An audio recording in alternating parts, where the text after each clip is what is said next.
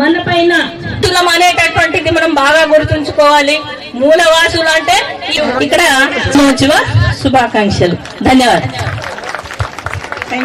ఇక్కడికి రావాల్సినటువంటి ఇంకా వారు ముఖ్య వక్త చెప్పడం, ఎందుకంటే ఆల్రెడీగా కూడా చేస్తున్నాడు కాబట్టి ఇప్పుడు ఎమ్మెల్సీ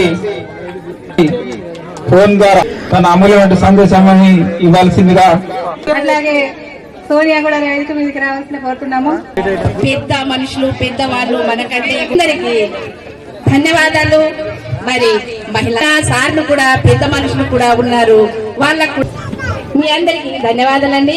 ఇక్కడ చాలా రోజుల నుంచి రేణుకమ్మ నిజంగా ధన్యవాదాలు. వీళ్ళ తరపు నుంచి మా అన్నలు కూడా చాలా మహిళలు చాలా అర్థం ఏమన్నంటే వాడిపోతారు వాళ్ళు, అందుకోసం మీరే శక్తి ఒక దుర్గాదేవిగా వెలిసి ఒక కలము లాంటి కత్తిని పట్టాలి.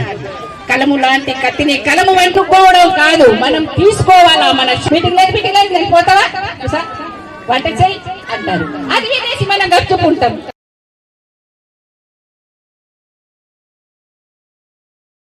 నమస్కారం. ఇక్కడ వరకే వచ్చి ఈ ప్రసంగాలన్నీ వినడానికి వచ్చిన ప్రతి ఒక్క అక్కకి మీ అందరికీ నమస్కారం. ముఖ్యంగా మొదటిగా మహిళా దినోత్సవ శుభాకాంక్షలు, అంతర్జాతీయ మహిళా దినోత్సవ శుభాకాంక్షలు.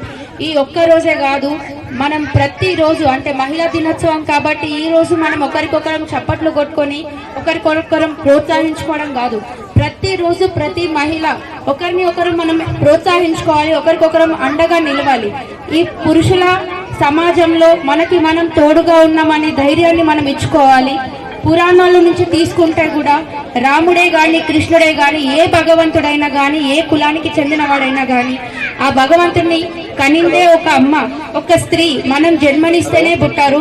ఎంత పెద్ద నాయకుడైనా గాని ఎంత ఎత్తు ఎదిగిన మనిషి అయినా గాని వాళ్ళ మొదటి అడుగు గాని వాళ్ళ మొదటి సక్సెస్ అంటే ఏదైనా గాని ఒక తల్లి చేతి నుంచి మొదలవుతుంది.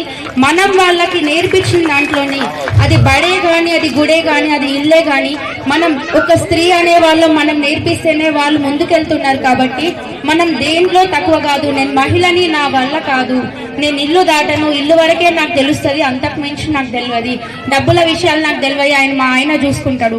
ఆ కాలం పోయిందక్క. ఇప్పుడు మనం ప్రతి దాంట్లో తెలుసుకోవాలి, నేర్చుకోవాలి. మీకు తెలియకపోతే అడగండి, నేర్చుకోండి, ప్రతి దాంట్లో మీరు పాల్గొనండి.